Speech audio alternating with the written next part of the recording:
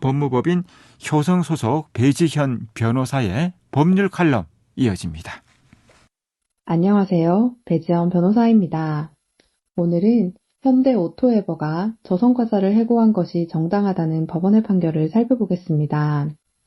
우선 근로자가 비위행위를 저질러 징계를 받아 해고되는 경우 외에도 근로자가 담당하는 업무의 내용, 직위 등에 비추어 통상 요구되는 근무 성적이나 근무 능력을 발휘하지 못하는 경우에도 해고가 이루어질 수 있습니다.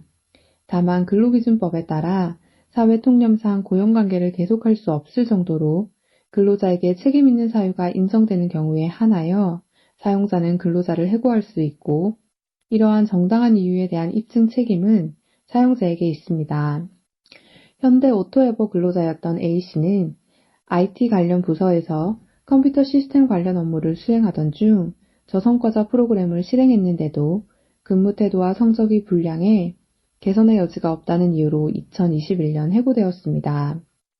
이에 대해 A씨는 회사가 A씨에게 업무를 제대로 부여하지 않고 부당하게 전보시켜 근무평가가 저조했다고 주장하며 회사를 상대로 해고 무효 소송을 제기하였습니다.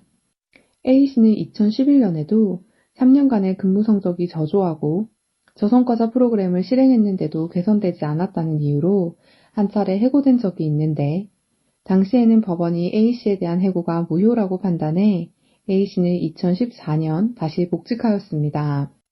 그러나 복직 후에도 A씨는 보고서를 표절해 작성하거나 평가 기간에만 전산망에 접속하는 등 부실하게 업무를 수행했으며 근무 시간에 자주 자리를 비우기도 했습니다. 회사가 면담을 시도했을 때에도 A씨는 불만을 표출했고 결국 해고로 이어졌습니다.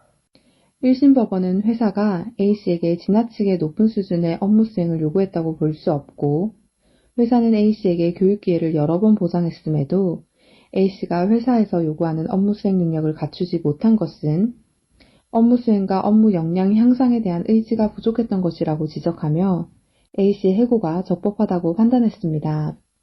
이에 대해 A씨는 항소했지만 항소심의 판단도 다르지 않았습니다.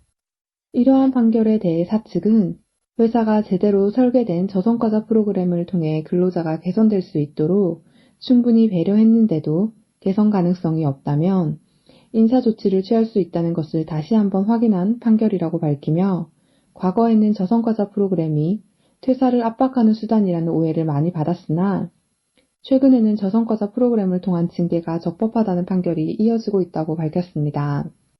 실제로 대법원 역시 개선될 가능성이 없는 저성과자를 해고하는 것은 적법하다고 판시한 바 있습니다.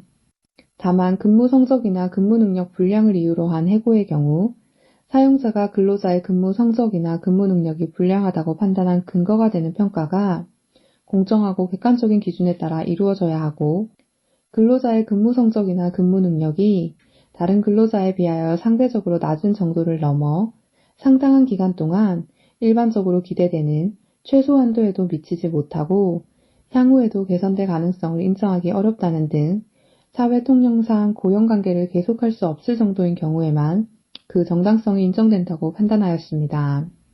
구체적으로 대법원은 사회통념상 고용관계를 계속할 수 없는 정도인지 여부를 판단하기 위해서는 근로자의 지위와 담당 업무 내용, 이에 따라 요구되는 성과나 전문성의 정도, 근로자가 부진했던 정도와 기간, 사용자가 근무 능력 개선을 위한 기회를 부여했는지 여부, 개선의 기회가 부여된 이후 근로자의 근무 성적이나 근무 능력의 개선 여부, 근로자의 태도, 사업장의 여건 등을 종합적으로 고려해야 한다고 판시하였습니다. 오늘은 저성과자에 대한 해고와 관련한 판결을 살펴보았습니다. 감사합니다.